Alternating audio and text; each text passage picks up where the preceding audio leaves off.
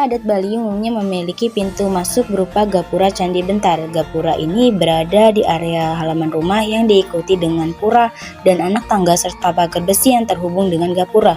Secara filosofis, hal ini berarti kedinamisan dan keselarasan hidup dalam sebuah hubungan yang harmonis. Pembangunan rumah adat Bali juga mengikuti aturan khusus seperti letak bangunan, dimensi pekarangan, arah desain struktur bangunan dan juga konstruksi, sehingga arsitek yang membangun rumah Bali juga tidak sembarangan karena harus berkonsultasi khusus dengan undagi atau seniman yang membangun struktur rumah Bali.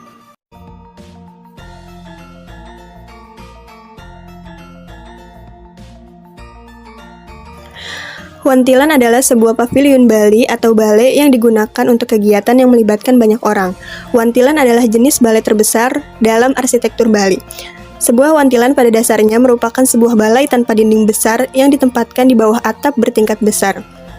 Sebagai bangunan umum, wantilan biasanya terletak di persimpangan atau lapangan utama desa dan berfungsi sebagai ruang terbuka untuk mengadakan kegiatan masyarakat seperti ruang pertemuan atau pertunjukan gamelan untuk publik.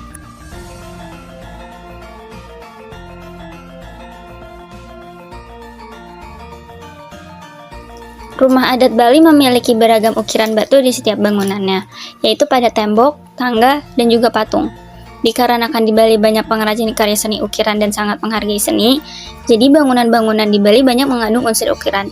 Tidak hanya ukiran yang terbuat dari batu, bangunan Bali juga banyak sekali ukuran yang terbuat dari kayu, dan juga menggunakan bata sebagai bagian dari tembok rumah adat. Salah satu contohnya adalah bangunan Kori Agung. Bangunan ini merupakan pintu masuk suatu rumah untuk para tamu-tamu agung yang datang ke rumah tersebut. Balai Paruman terdapat tangga dan teras yang terbuat dari keramik, lalu terdapat pula ukiran kayu pada sekeliling atapnya. Bangunan ini berfungsi sebagai musyawarah dan mempersiapkan sesaji menjelang upacara keagamaan.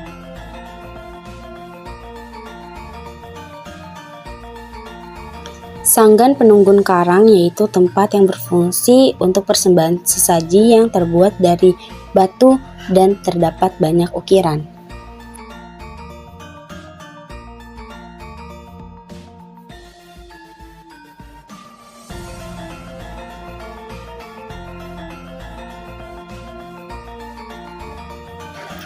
Di bangunan Balai Gede terdapat lantai dan tangga yang terbuat dari keramik.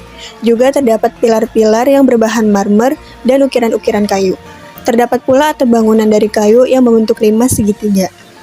Balai Gede digunakan untuk pelaksanaan upacara manusyayadna, yaitu upacara yang diadakan sehubungan dengan siklus kehidupan manusia.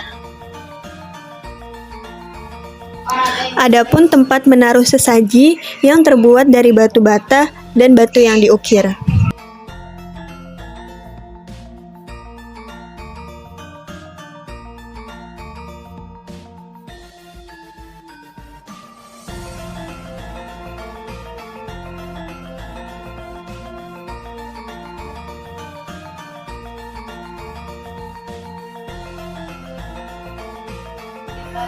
Balai Gedong. Di Balai Gedong terdapat dua patung berbentuk gadis yang terbuat dari batu. Lalu seperti pada bangunan yang lain, di sekeliling atapnya terdapat ukiran-ukiran.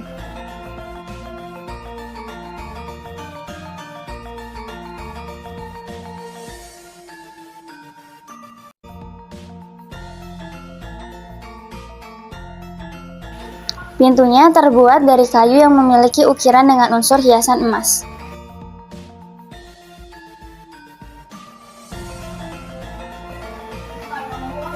Adapun di sekeliling pintu terdapat ukiran yang terbuat dari batu.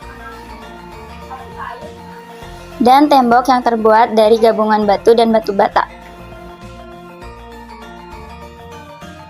Merajan adalah tempat beribadah atau bangunan tempat persembahan sesaji pada Ratu Nyoman Sakti Pengadangan. Pintu bangunan ini terbuat dari kayu yang diberi ukiran yang bernuansa emas. Di kanan kirinya terdapat patung yang terbuat dari batu dan temboknya terbuat dari batu bata. Lalu pada bagian atas terdapat ukiran batu yang bertumpuk. Balai Aling-Aling. Bangunan ini berfungsi sebagai tempat untuk membaca ataupun belajar. Lantai dan tangganya terbuat dari keramik. Lalu terdapat pilar-pilar yang terbuat dari kayu dengan kaki pilar yang terbuat dari marmer.